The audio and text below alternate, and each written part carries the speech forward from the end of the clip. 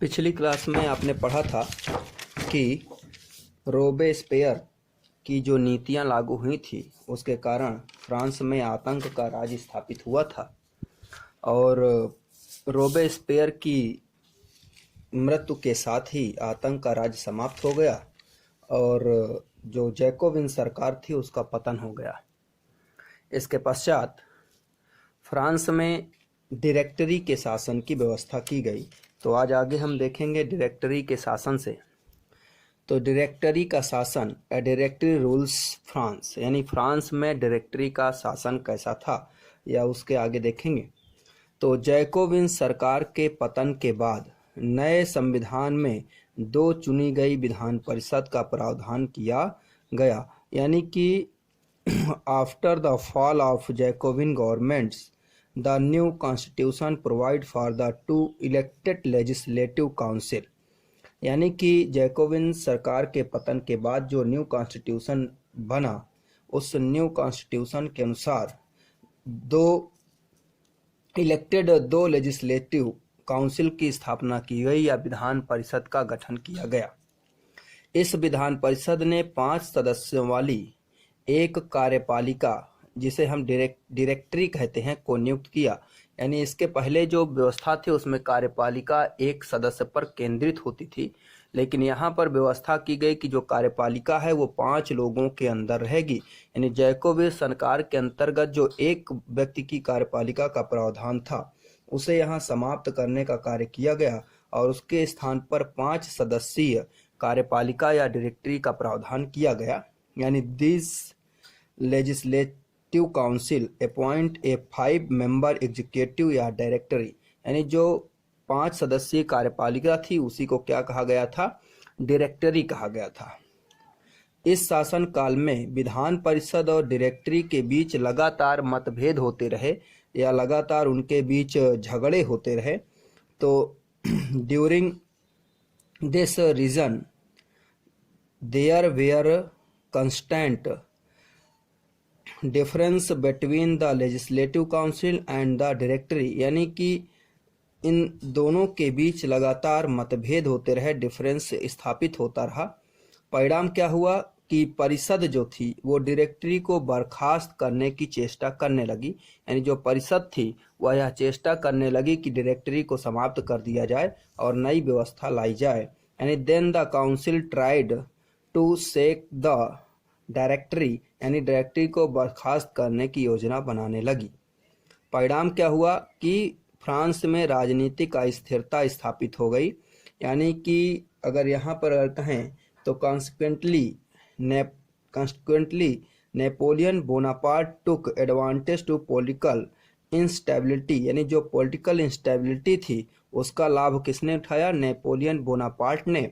और इसने 10 नवंबर 1799 को डायरेक्टरी के शासन को भंग कर दिया और स्वयं अपना नियंत्रण स्थापित कर लिया। तो वही है कि consequently Napoleon Bonaparte took advantage of political instability and dissolve the rule of the directory on 10 नवंबर 1799, यानी 10 नवंबर तक डायरेक्टरी का शासन चला और डायरेक्टरी के शासन का अंत करके नेपोलियन बोनापार्ट ने अपना शासन स्थापित किया। यानी नेपोलियन बोनापार्ट का शासन शुरू हुआ। अब नेपोलियन बोनापार्ट कौन था इसके बारे में जानना है, इसने क्या क्या किया। तो नेपोलियन का जन्म 15 अगस्त 1769 को फ्रांस के अजासियो शहर में हुआ था। यानी Napoleon was born on 15 August 1769 in the city of the अजासियो फ्रांस, यानी फ्रांस के अजासियो शहर में इसका जन्म हुआ था। इसके पिता चार्ल्स बोनापार्ट और माता लतीतिया रेमोलिनो थी। यानी this father's was Charles Bonaparte and mother's Letizia Ramolino. 1799 में इसने डायरेक्टरी को भंग कर दिया, यही बताया गया 10 नवंबर 1799 को भंग कर दिया और 1804 में खुद को फ्रांस का सम्राट घोषित किया। पहले डायरेक्टरी का शासन अपने हाथ में लिया, कुछ दिन डायरेक्टरी के अधीन शासन करता रहा और अंततः 1804 में फ्रांस का शासक बन बैठा। यानी in 1799 is disbanded the directory and in 804 declared himself empire of France, यानी 1804 में अपने आप को फ्रांस का एम्पायर या फ्रांस का शासक घोषित कर दिया। इसके बाद 1805, 6 और 7 में क्रमशः ऑस्ट्रिया, प्रसा और रूस को पराजित कर यूरोप में फ्रांस को सबसे शक्तिशाली राष्ट्र बना दिया। यानी 1805, 6, 7 यानी कि 1805 या 18,005, 18,006 and 7 defeated Austria, Persia and Russia, ठीक है ना, respectively, and established France as the power nations in Europe, यानी फ्रांस को एक यूरोप में शक्तिशाली राष्ट्र के रूप में स्थापित कर दिया। और इस तरह नेपोलियन द्वारा तानाशाही साम्राज्य शुरू किया गया। यानी in this Napoleon dictatorship introduced empire rules, यानी एक प्रकार से डिक्टेटरशिप शासन को इसने लागू किया या साम्राज्यवादी तानाशाही शासन को इसने लागू कर दिया। यानी जो अभी तक फ्रांस में पीछे रिपब्लिक की व्यवस्था की गई थी, उस रिपब्लिक की व्यवस्था समाप्त हो गई और यहाँ पर डिक्टेटरशिप शासन लागू हो गया या तानाशाही साम्राज्य व्यवस्था लागू कर दिया। अब नेपोलियन की कुछ अलग विशेषताएं। नेपोलियन खुद को यूरोप के आधुनिकीकरण का अग्रदूत मानता था। यानी Napoleon considered himself the forerunner of modernisation of Europe, यानी अपने आप को यूरोप के आधुनिकीकरण का, मॉडर्नाइजेशन का अपने आप को अग्रदूत मानता था। 1804 में नेपोलियन ने नेपोलियन संहिता प्रस्तुत की। यानी कि आपसे पूछा जाए नेपोलियन कोड कब आया तो 1804 से, यानी इंट्रोड्यूस द नेपोलियन कोड इन 1804, जिसके तहत निजी संपत्ति की सुरक्षा के कानून बनाए और दशमलव पद्धत पर आधारित नाप तौल की एक समान प्रणाली लागू की, under which law were made a protect provide properly and introduced a uniform system of measurement based on decimal method, यानी डेसिमल मेथड का मेजरमेंट सिस्टम लागू किया गया। यानी इसका एक यूनिफॉर्म सिस्टम है, एक समान सिस्टम के तहत इसे लागू किया गया। और यहाँ दिया है प्रोटेक्ट प्राइवेट प्रॉपर्टी, यानी निजी संपत्ति को सुरक्षा प्रदान की गई, यानी प्रोटेक्ट प्रदान किया गया। 1815 में यूरोप के मित्र राष्ट्रों ने नेपोलियन के विरुद्ध अभियान चलाया। यानी 1850 the alliance of Europe campaigned against Napoleon, यानी जो यूरोप के अलायंस देश थे जिसमें वही हैं ऑस्ट्रिया, प्रसा, रूस के अलावा ऑस्ट्रिया, प्रसा, रूस के साथ अन्य कंट्रियां मिलकर एक अलायंस शुरू करते हैं, एक अलायंस बनाते हैं और इसके तहत नेपोलियन के विरुद्ध अभियान शुरू करते हैं। और 18 जून 1815 को वाटरलू के युद्ध में नेपोलियन पराजित हो जाता है और उसे सेंट हेलेना द्वीप में निर्वासित कर दिया जाता है। यानी in which Napoleon was defeated in the battle of Waterloo. आपसे कभी ऑन 18 जून 1815 आपसे कभी पूछा जाए वाटरलू का युद्ध कब हुआ था तो 18 जून 1850 या 18 जून 1815 को यह युद्ध हुआ था। Was deported this island of Saint Helena, तो इसे बाद में क्या किया गया, डिपोर्ट कर दिया गया। कहाँ, सेंट हेलेना द्वीप में इसे डिपोर्ट कर दिया गया। वेयर नेपोलियन डेड ऑन 5 मई 1821, यानी कि यह अंततः जो है 5 मई 1821 को सेंट हेलेना द्वीप में इसकी मृत्यु हो गई या वहां पर इसकी मृत्यु हो गई। आगे है फ्रांस की क्रांति। सेकेंड फ्रांसीसी गणतंत्र की बात करेंगे तो ये फ्रांस की क्रांति अभी जो आपने पढ़ा था ये अलग है और ये सेकेंड मतलब फ्रांस का रिवोल्यूशन है, फ्रेंच रिवोल्यूशन 1848। यानी इसके बाद नेपोलियन के बाद यहाँ पर तानाशाही शासन लागू हुआ। नेपोलियन के उत्तराधिकारियों के बाद 1830 ईस्वी में यहाँ पर ओरलियन राजतंत्र शुरू हो गया और 1830 से 48 तक ओरियन राजवंश का शासन रहेगा और 1848 में पुनः यहाँ पर रिपब्लिक लागू होगा। तो वही जानना है। अंततः 1848 की फ्रांस की क्रांति के फलस्वरूप ओरियन राजतंत्र का अंत हुआ और द्वितीय फ्रांसीसी गणतंत्र की स्थापना हुई। The French revolution of 1848 resulted in the end of the Orleans monarchy and the second French Republican was established। आपसे कभी पूछा जाए कि फ्रांस में सेकंड रिपब्लिकन कब इस्टेब्लिश हुआ था, तो 1848 में। अब इसके बाद अलग से कुछ जानना है, महिलाओं का क्या योगदान था और दास प्रथा का उन्मूलन। तो महिलाओं ने अपने हितों की हिमायत के लिए हिमायत करने और उन पर चर्चा करने के लिए कुछ राजनीतिक क्लब और अखबार निकालने शुरू किए, यानी कुछ राजनीतिक क्लब बनाए और कुछ अखबार निकालने प्रारंभ किए। फ्रांस के विभिन्न नगरों में महिलाओं के लगभग 60 क्लब अस्तित्व में आए थे, यानी विभिन्न क्लब बने थे, न्यूज़पेपर निकाली थी जिनमें 60 क्लब अस्तित्व में थे। इन 60 क्लबों में जो सबसे मशहूर था वो था the society of revolutionary and Republican women, the society of revolutionary and Republican women.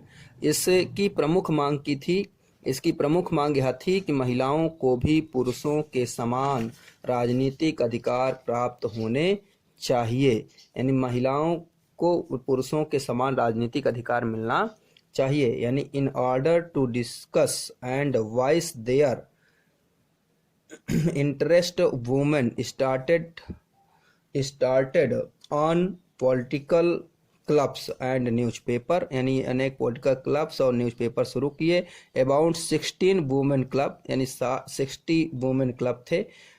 Come up in different French cities, यानी विभिन्न शहरों पे ये मतलब स्थापित थे। The society of revolutionary and Republican women was that most famous of them.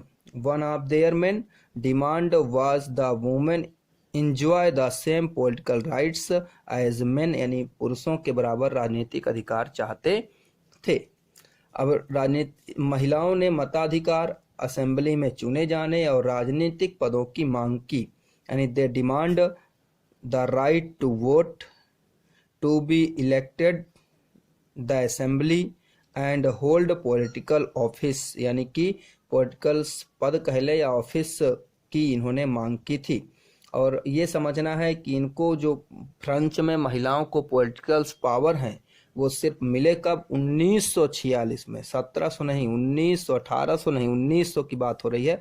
1946 में France की महिलाओं को मताधिकार हासिल हुआ था।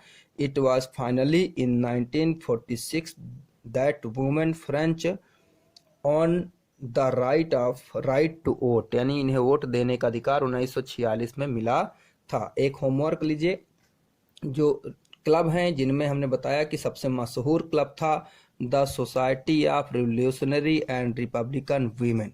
ये क्लब का नाम है the society of revolutionary and Republican women. इसकी जो संस्थापक थी उनका नाम था ओलंप द गूज।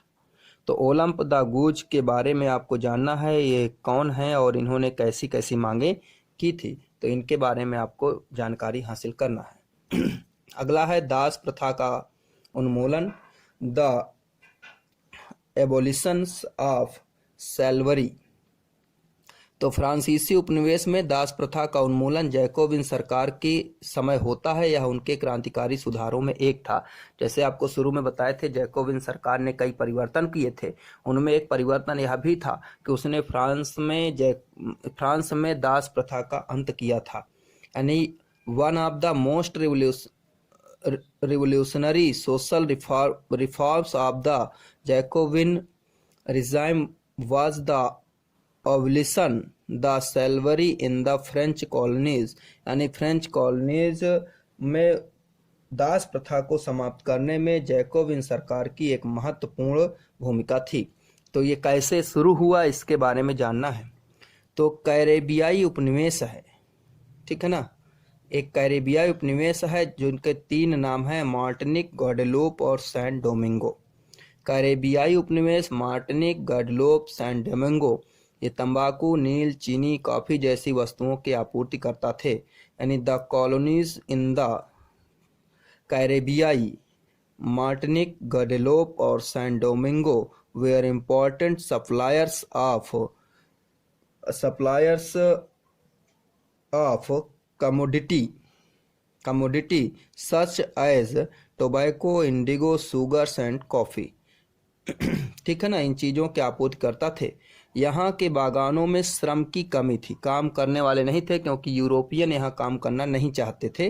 तो to meet the labour shortage in this garden, यहाँ के गार्डन में लेबर शॉर्टेज थी, और इसको पूरा करने के लिए यूरोप, अफ्रीका और अमेरिका के बीच एक त्रिकोणीय दास व्यापार पर एक समझौता या सिग्नेट हुई या एक संधि हुई। तो here a triangular slave trade was the signet between Europe, Africa and America. इन तीनों के बीच एक संधि हुई और इसके तहत 17वीं शताब्दी में यह दास व्यापार शुरू हुआ। तो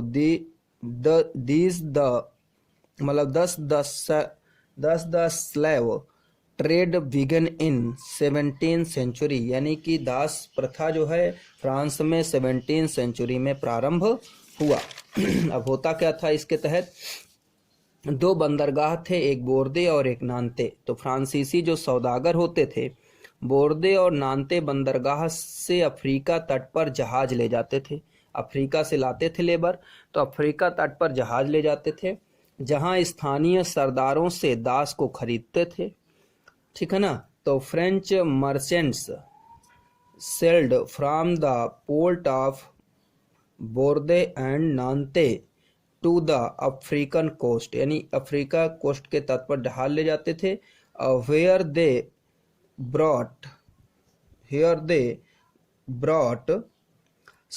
brought slave from local chieftains मतलब होते हैं स्थानीय सरदार।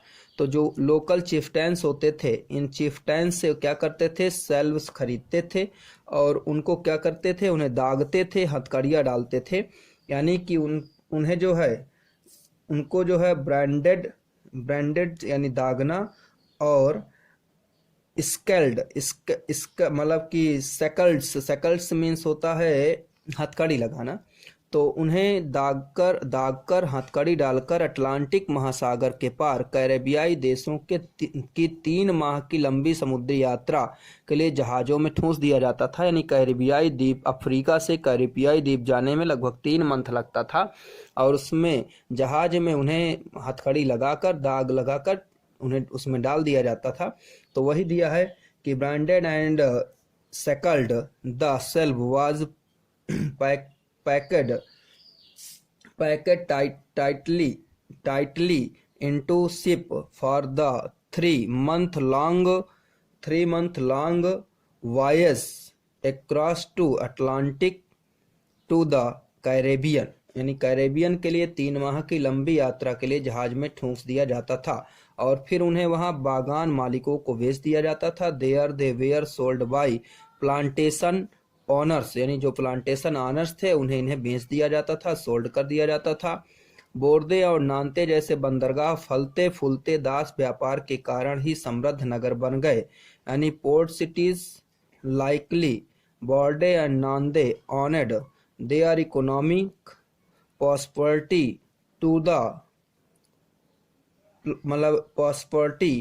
To the flourishing slave trades, यानी कि बोर्दे और नान्ते जो बंदरगाह थे वो इसी दास व्यापार के कारण मतलब समृद्ध नगर के रूप में स्थापित हुए। अब आगे देखिए, ये पीछे शुरू में ही बताया गया यहाँ पर कि जैकोबिन सरकार ने इसे सुधारा था या समाप्त किया था। तो वही दिया है कि 1794 के कन्वेंशन ने फ्रांसीसी उपनिवेश के सभी दासों को मुक्ति का कानून पारित कर दिया। It was finally the convention which in the 1794 legislated to free all slave in the French overseas मतलब ओवरसीज पोसेशन है, तो ओवरसीज पोसेशन। तो कुल मिला के इनको जो है फ्रांसीसी उपनिवेश से मुक्ति का कानून पारित किया, लेकिन यह एक छोटी अवधि के लिए था। These however turned out to be short term measure, तो शॉर्ट टर्म के लिए था, क्योंकि नेपोलियन ने दास प्रथा को पुनः शुरू कर दिया। नेपोलियन रिज्यूम्ड सैलवरी, यानी इसने फिर से इसको शुरू कर दिया। और अंततः अगर कहें तो 1848 में यहाँ से दास प्रथा का अंत हुआ, यानी कि slavery was finally abolished in French colonies in 1848, यानी 1848 में फाइनली फ्रांस से दास प्रथा का अंत हुआ। अलग से आपसे पूछा जा सकता है निग्रो कौन है, तो अफ्रीका के सहारा रेगिस्तान के दक्षिण में रहने वाले स्थानीय लोग हैं। ये अपमानजनक शब्द है और इसका अब इस्तेमाल नहीं किया जाता। तो Negro a term use for the indigenous people of Africa south of the Sahara. It is a derogatory terms not in common use on any longer, यानी अब सामान्यतः ये एक डेरोगेटरी है, अपमानजनक शब्द है और इसका कॉमनली इसका उपयोग नहीं किया जाता है।